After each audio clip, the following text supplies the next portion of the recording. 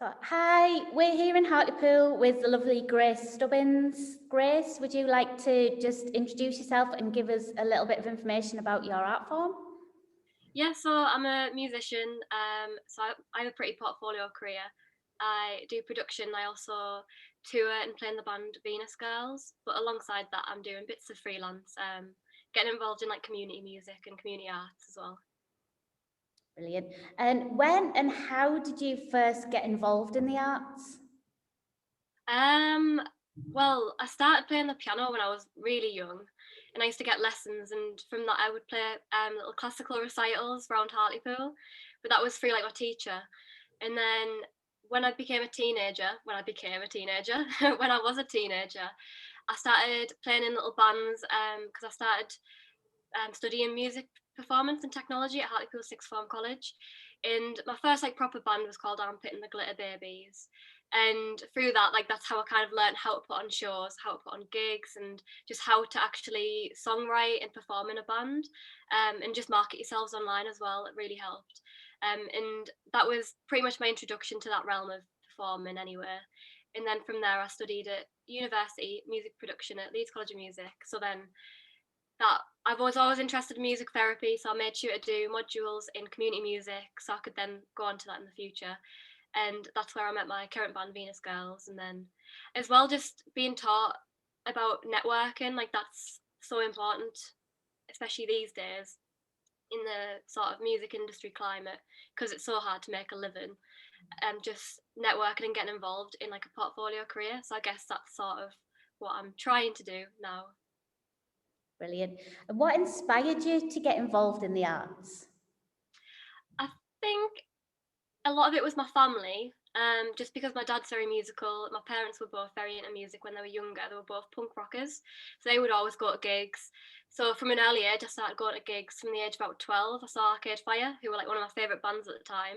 Then from there, I started going to gigs. I saw Twin Atlantic and bands like that, and I used to get involved in like all the mosh pits, even though I was only about 13. But my dad would travel like to Leeds to Manchester just so that I could go to a gig, which is obviously very nice of him and can't thank him enough, and my mum as well for allowing me to go to them. Um, but then as well, I've got also like my musical influences, is that right? My inspirations such as especially Grimes and Bjork, especially with the production electronic side of things. They really inspired me when I was younger to pursue it and as well get into technology. Brilliant. So you've talked about kind of your going to university and your formal education. Is there any part of your craft that was self-taught? Yeah, well, production ultimately was taught myself. I got interested in it when I was 15, and at the time I was studying GCSE music, but it was very classical still. And we got a brief for an exam to compose our own pieces. So really, they just wanted us to write a piece on the guitar or something, and then or piano for me, go in and perform it. And I did try that, but I wasn't happy with my grade that I got in my mocks. So I went to Hartlepool Sixth Form College's open evening and was talking to Dave at the time, Dave Mackin. He was my music tech teacher at BTEC A level, and he told me about Audacity, and it was a free software, and I just downloaded that on my dad's laptop at the time and started recording through my like the laptop mic, and would just literally experiment with Audacity. So and then same with the synth. Even though I was classically trained on the piano, when I started getting interested in production and technology, I just kind of used to go to the music shops and play about with the synths because they're just so versatile and fun.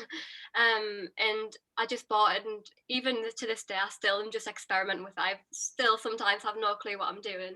But that's like the fun of it. Sometimes it's like I think because I was so used to having restrictions and just theory because it was so classical, have like to go into experimental and tech to just be able to experiment and just it was a lot more freeing, especially because it's an art form. That's sort of what I got into as a teenager. But yeah, sorry about rambling on, but that's yeah. So a bit of both, Yeah. bit of both. Don't apologise for rambling on. It's great. I love it. So I know obviously you've talked about being in your band. So a lot of your work, is it collaborative, or do you ever work alone? I really thrive off collaboration. There is projects that I do independently, but then especially now I'm doing it more freelance. and if I get paid opportunities, I'm always just like, I just want to collaborate with friends or people that I've met, because collaboration is just so key in music. I obviously will do individual projects. That's something really personal to me. But especially with the projects I'm currently getting involved in, it is predominantly collaboration. And why do you think the creative arts are important, both personally for yourself and more generally? So personally for myself, I have just sort of, because it's an expression, it's a creative expression, and everyone has that in themselves.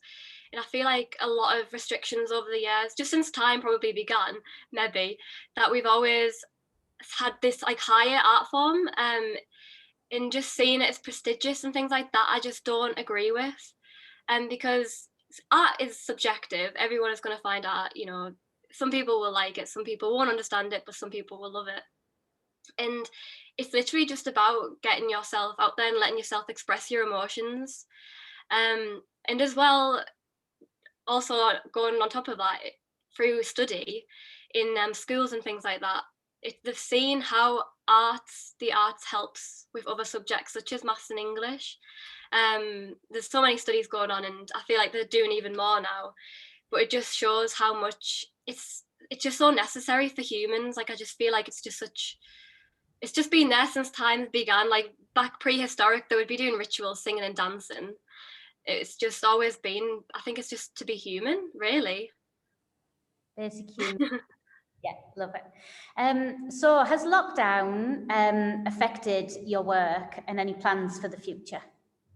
Yes, it definitely affected the band side of things, just because we were going to be going on to some really big festivals and really good opportunities this year. Some of them have been rolled over, whether they'll take place in 21 or, you know, when we can. But some of them as well, like we just don't know, especially some of the bigger opportunities. But and so that realm of things was very disappointing. However, with my own freelance side, it's kind of, because I've sort of adapted and, you know, went out my comfort zone and tried different things, such as going on Zoom and networking that way. That's also, I think, gotten me involved in communities or collaborations that I wouldn't usually get involved in. And as well, just like I think sometimes I feel a bit more confident on Zoom as well, because it's just like if something goes wrong, you can just shut your laptop, like it doesn't like just log off. Whereas like in reality, in person, you have a bit more, I feel, sometimes that extra pressure. But it's definitely like helped in that realm of things, definitely with my freelance stuff. And as well, because prior, when I was going to job interviews and just the networking side to it as well, I was having to travel and I wasn't making any money because I was just straight out of university. And it was just so difficult. Like my schedule was completely like just full all the time of me either traveling, finding somewhere to sleep. I was couch surfing a lot, playing gigs, touring, and just doing my own stuff, and then also doing bits of work that were paid because I used to work for Lush last year. So making sure that was all balanced was very difficult. Whereas this year, I had a bit of a break because obviously once lockdown happened, that uncertainty, I was like, all of everything that was planned for the rest of the year just wasn't there, and I just didn't want to just dive straight in to try and to like replan things because I just didn't have the energy. So I made sure I have a few months break, and that really helped, I think, because then I got involved with Blooming Art, and that really helped me come to terms with like the community around me, especially the art world. I was very aware of the music industry and the music community in Hartlepool because that's very supportive. But with the arts, I just knew bits and bobs. So it's been really beneficial for me to, you know, meet all these different artists through Zoom, and then eventually sort of in person, socially distance through festivals. And so yeah, it's been a big balance, I think, this year. It's definitely been the good and the bad for me. That's great. I love the way you've just thrown yourself into everything and pushed yourself out of your comfort zone and tried different things. I think you're amazing. I think you're going to take over the world. I don't know if I'd want to do that. Well, I might, but I don't know how. That'd be pretty difficult, to be honest. Thank you very much. Oh, thank you. See you later. See ya. Bye. Bye.